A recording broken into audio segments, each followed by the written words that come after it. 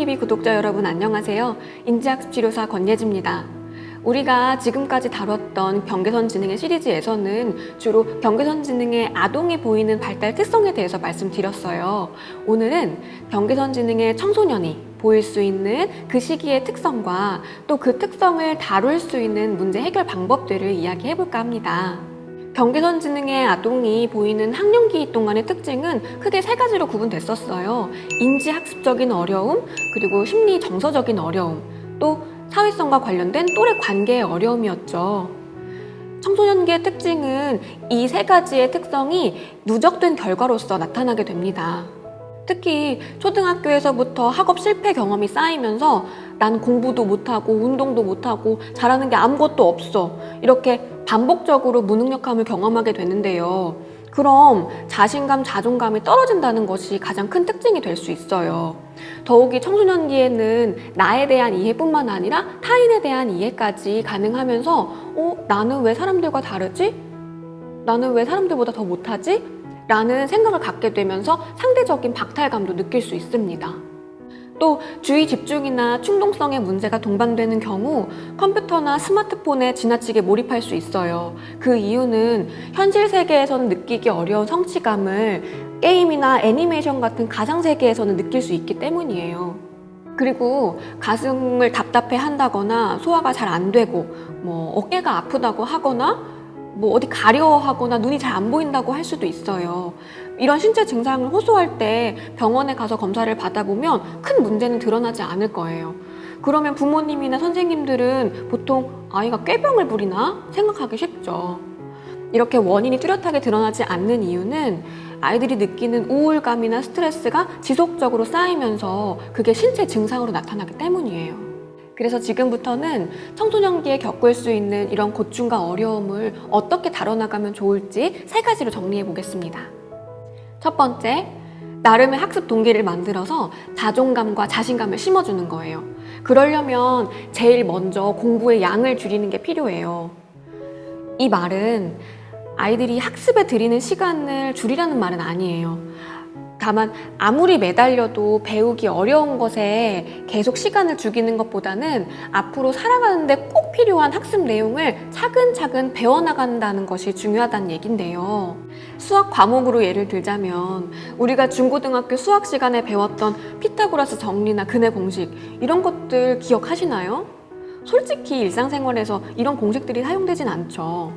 친구들과 밥 먹으러 가서 3명, 4명이서 같이 나눠 먹고 더치페이 할 수 있을 정도로 사친 연상만 가능해도 일상생활에서는 충분합니다. 국어도 마찬가지예요.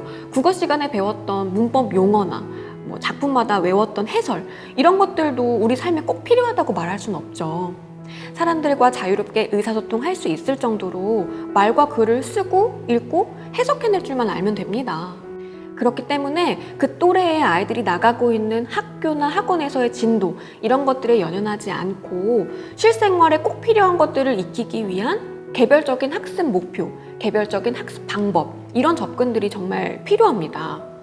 생활에 큰 쓸모없는 내용을 외우고 머릿속에 집어넣느라 시간을 계속해서 쓰면서 계속 좌절하는 경험을 쌓는 것보다는 차라리 꼭 필요한 만큼을 차근차근 배워서 나도 할 수 있구나, 나도 열심히 하면 잘할 수 있구나, 이런 자존감과 자신감을 심어주는 것이 정말 중요해요. 그래야 이 다음에 어른이 되어서도 무언가 새로운 것을 시도해볼 용기가 생기거든요. 두 번째, 사회성과 정서적 안정 찾아주기입니다. 또래와 어울릴 수 있는 커뮤니티를 찾으면 좋은데요. 이때 스스로 자연스럽게 또래 관계가 형성되었다면 더할 나위 없이 좋죠.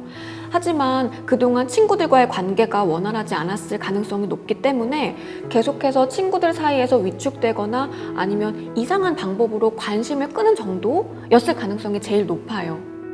그럼 스스로 어울릴 수 있는 관계 형성은 보통 어렵습니다. 이럴 땐 부모님과 단절된 상태에서 아이들 혼자만의 힘으로 대규모의 집단에서 어울리는 것보다는 소규모의 집단에서 지속적으로 어울릴 수 있으면 좋아요. 예를 들어서 교회나 성당과 같은 종교 활동에 참여하거나 아니면 지역복지센터에서 운영하고 있는 동아리나 캠프에 참여하는 것도 좋고요. 아니면 사설센터에서 운영되고 있는 사회성 그룹 활동 같은 것에 참여하는 것도 권유드려요. 이런 차원에서 아이들 나름의 취미를 계속 유지하는 것도 중요해요. 예를 들어 피아노, 태권도, 레고 조립 같은 걸 들 수가 있는데요. 중고등학교에 들어갔다고 해서 어렸을 때부터 꾸준히 유지해왔던 취미 활동을 갑자기 끊고 보습학원에 보내는 것보다는 차라리 꾸준히 자기만의 활동 영역 안에서 관계를 유지하고 그 안정감을 갖는 것이 필요하거든요. 마지막으로 세 번째는 진로를 탐색하고 선택하는 것입니다. 사실 우리나라 교육과정이 대학 진학을 목표로 상향 평준화되어 있는 건 맞죠. 그 와중에 우리 아이도 대학을 보내야 하나 고민하는 부모님들 많으실 것 같은데요.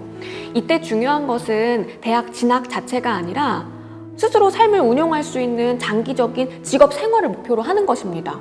그렇기 때문에 청소년기에 들어서서 우리 아이들에게서 보이는 직업적인 흥미나 적성을 탐색하는 것이 정말 필수적이에요. 현재 교육과정에서 중학교 1학년은 꿈과 끼를 찾는 자유학년제라고 실시하고 있긴 하지만 그 시간만 가지고 알차게 진로 탐색을 하기에는 사실 역부족해요. 공교육 안에서 드리는 노력뿐만 아니라 사적인 노력을 들여서라도 아이가 관심 있는 직업과 진로를 선택해서 학원 자격증 반이나 직업학교 같은 훈련 과정을 병행하는 것도 추천드려요. 혹시 이 영상을 보고 있는 경계선 지능의 청소년이 있다면 여러분이 그 시기에 어떤 어려움을 겪었는지 또 그 어려움을 어떻게 극복해 나갔는지 공유해 주시면 참 좋을 것 같아요. 여러분의 이야기를 듣고 다시 힘을 내고 용기를 얻는 분들이 분명히 있을 거거든요. 다음 영상에서는 경계선 지능의 성인이 보이는 고충과 어려움을 조금 이해하고 그 어려움을 어떻게 극복해 나가면 좋을지에 대한 이야기를 가지고 돌아오겠습니다.